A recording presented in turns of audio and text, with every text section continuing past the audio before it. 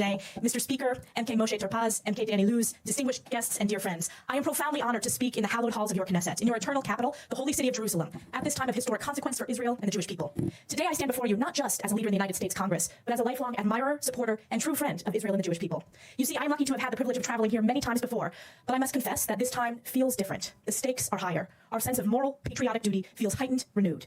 226 days ago, we witnessed the most vicious, brutal attack on Israel and the Jewish people since the Holocaust, our barbaric terrorist attack that claimed more than 1,200 innocent lives. Civilian women, children, and the elderly were ripped from their homes and massacred, raped, beheaded. Jewish families were bound together and burned. Babies burned alive.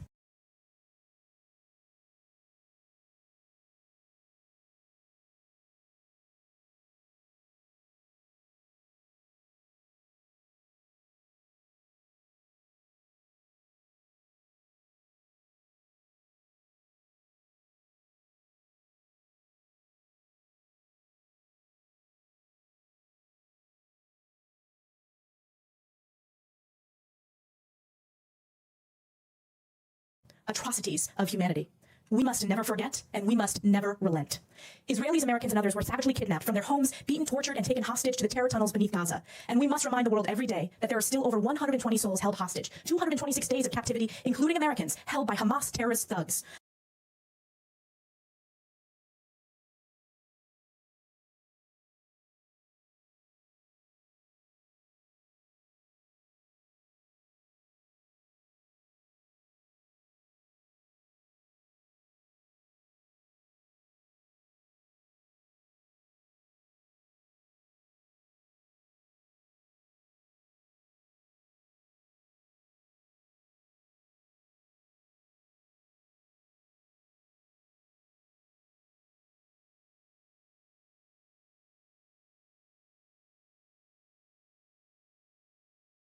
Israel's first days of existence, there have been those who have sought out its destruction.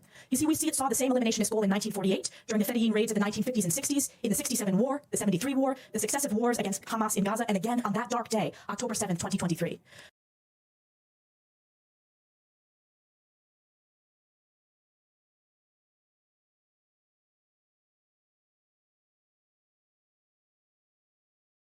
What we are witnessing today is a story of the forces of good versus evil, the forces of civilization against the forces of barbarism, of humanity versus depravity.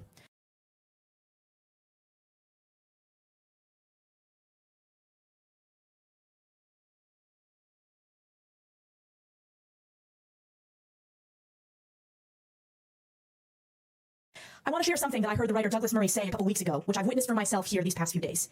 Israel chooses life.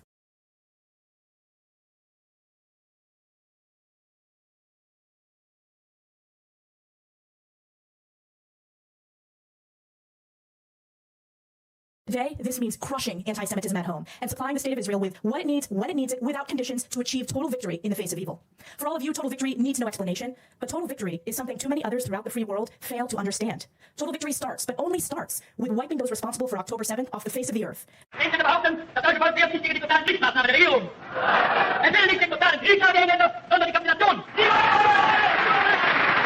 den totalen Krieg.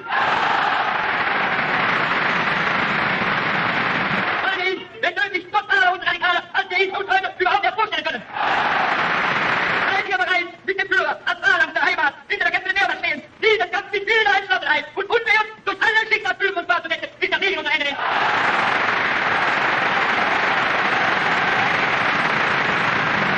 Ich frage euch, seid ihr entschlossen, dem Führer in der Erkämpfung des Sieges lustig und dünn und unter Aufnahme auf das schwerste der persönlichen Belastung zu folgen?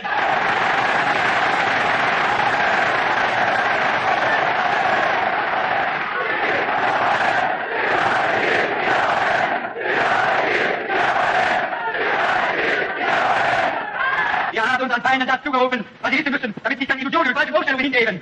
Der mächtigste Bundesgenosse, den es auf dieser Welt gibt, davon selbst, der hinter uns ist entschlossen, mit dem Führer, trotz der es wolle, und unter Aufnahme auf das schwerste Opfer, den Siegkämpfen zu streiten.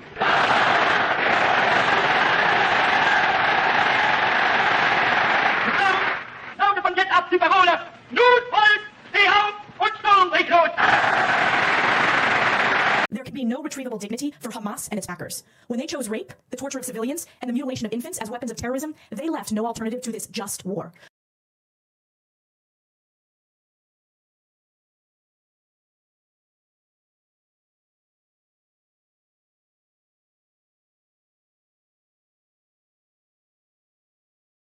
When the genocidal zealots running Iran lobbed missiles at this very city, they removed any doubt as to their hideous intentions.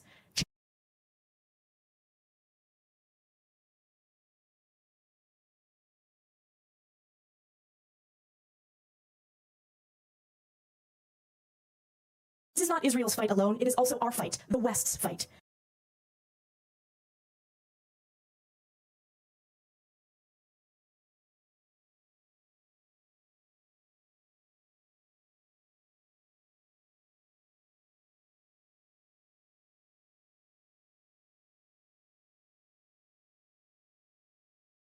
I have been clear at home, and I will be clear here. There is no excuse for an American president to block aid to Israel.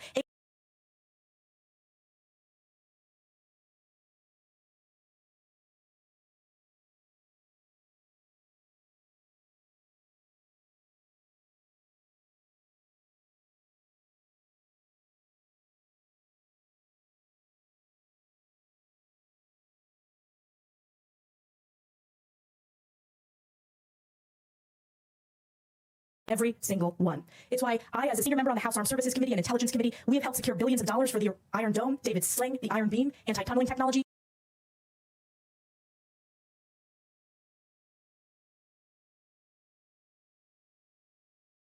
When the enemy is inside the gates of the United Nations, America must be the one to call it by its name and destroy it. President Trump understood this, and Bezrat Hashem, we will return to that strategy soon. But you know as well as I that the enemy is inside more than just the gates of the United Nations. It is also in powerful Western institutions in my country and beyond, where the virus, the vile virus of anti-Semitism, is spreading. This is why total victory is not just physical self-defense, but ideological self-defense. As chair of the House Republican Conference, I'm proud that House Republicans have passed bipartisan resolutions in support of Israel, called out anti-Semitism in the halls of Congress, and brought transparency to the anti-Semitic propaganda push on American students and paid for by foreign adversaries. We have passed bills like the Deterrence Act to ensure our foreign enemies cannot poison the minds of American students. I also serve as a senior member of the Education and Workforce Committee, where I led the charge to expose this moral rot of anti-Semitism infecting our supposed most elite higher education institutions. When we heard from Jewish students, faculty members, and staff about anti-Semitic attacks taking place on their campuses, I demanded Congress host a public hearing to hold colleges and universities accountable for their failure to combat anti-Semitism and their failure to protect Jewish members of their community. And I know you all saw that hearing, because the world saw that hearing. And I want to take you into that moment. My question was the last question of the hearing. The most junior member of the committee yielded me her remaining 3 minutes. And I had asked questions earlier in the hearing going back and forth with the president of Harvard, now former president, and I wasn't getting direct answers. So in thinking through the last question, which was not pre-written, I wrote down in pencil right ahead of time and thought to myself, how can I ask this in a straightforward, moral way to force them to answer correctly? And that question was, does calling for the genocide of Jews violate your university's code of conduct on bullying and harassment? And one, after the other, answered, quote, it depends on the context. And the world heard. Let me tell you, it does not depend on the context.